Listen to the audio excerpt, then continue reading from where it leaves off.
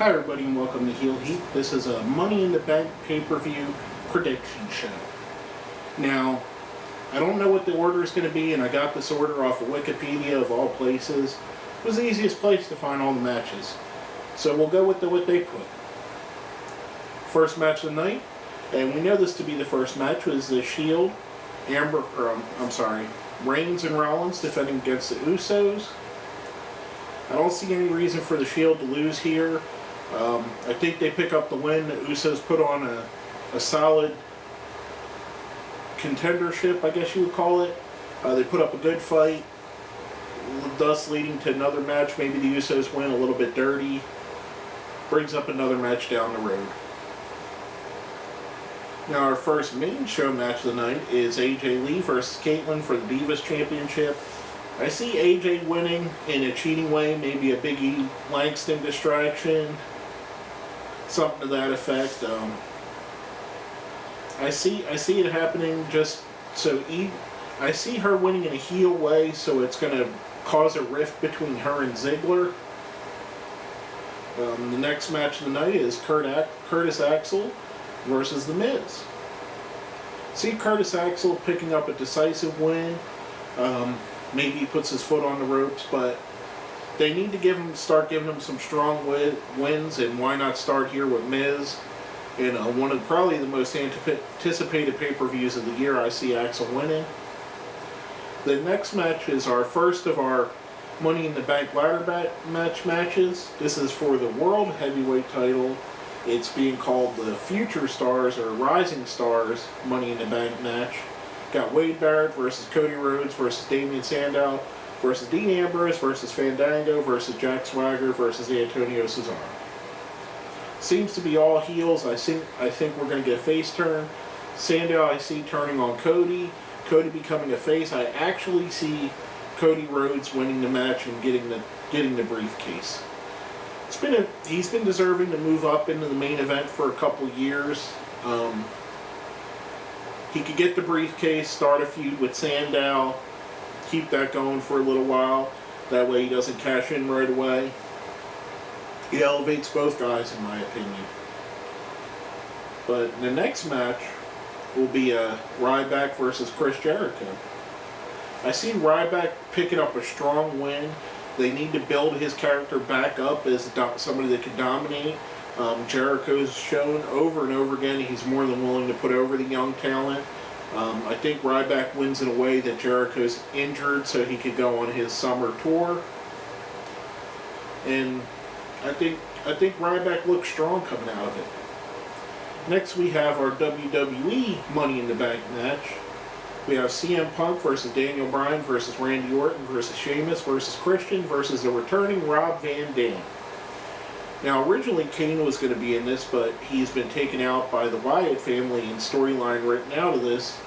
They could go a couple different ways with this. The other Money in the Bank match only has 6 competitors. They could leave it at 6. Or they could choose to replace them. Now, if they do that, the easy route would be the winner of the Y2J Ryback match gets to join into the match. Or they could do something like put in Mysterio, Kofi Kingston, has been rumored, or The Big Show. I think if they're going to do that, The Big Show is the one to do. I don't think no matter who they add, it's going to be someone that wins, just like I don't think Rob Van Dam's going to win. I think this is Daniel Bryan all the way. The continued ascension to the top.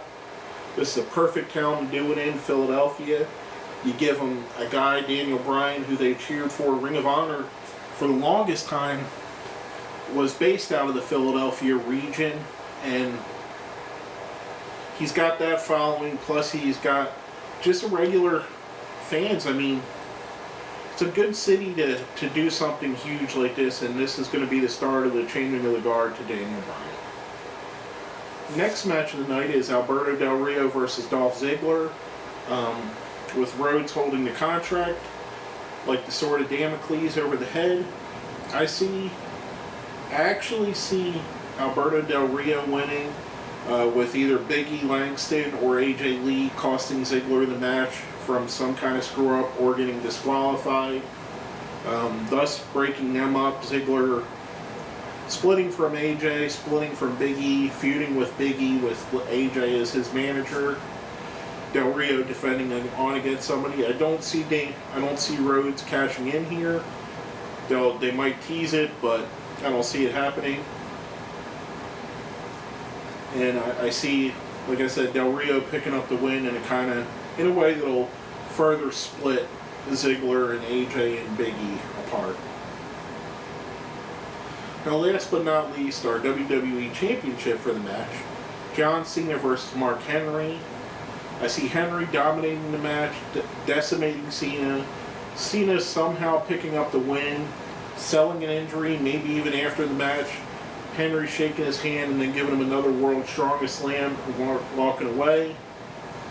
See Cena picking up the win, but then we're going to hear the music and Daniel Bryan's going to come out, I believe, cash in right there, get the crowd where they're hot, do it in Philadelphia, one of the huge cities for WWE. You got places like Philadelphia, New York, Toronto, Boston, Chicago. Basically, that's your hotbed of WWE right there. Anything that happens huge should happen in one of those cities. Not saying that the other cities don't deserve to have huge happenings, but you're going to get your best crowd reaction in those cities, in New York, Boston, Philadelphia, Chicago, Toronto. And this is in Philadelphia.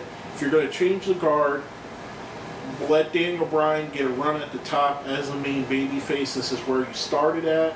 The Philadelphia crowd's not going to boo him for attacking Cena. Heck, probably nowhere in America would.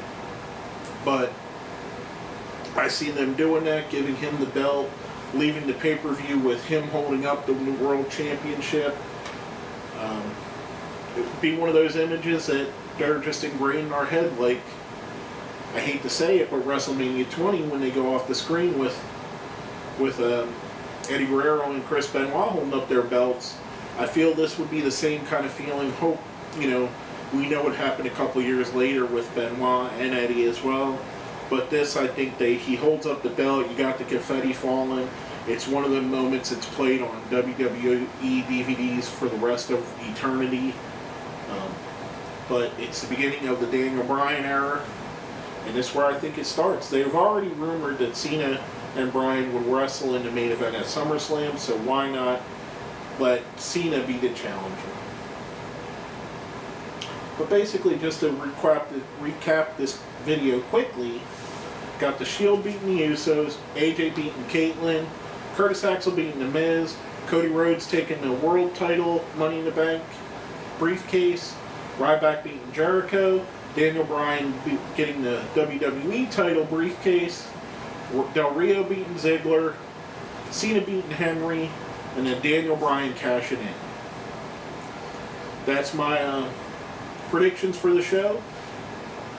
If you take these to Las Vegas and you bet on this and you win a lot of money, then you can, send some my way. If you don't, these are just blind guesses, people. I'm not in the know. I don't have anything to do with the booking. I'm just guessing based on where the storylines are going. I expect somewhere in the show we'll have a Bray Wyatt and the Wyatt family appearance. Don't know when, maybe just a vignette. But it should be interesting. I'm looking forward to the pay-per-view. Hopefully my predictions are right. And basically that's all I got to say. My name is George Coles, and this has been a Money in the Bank pay-per-view prediction show of Heel Heat.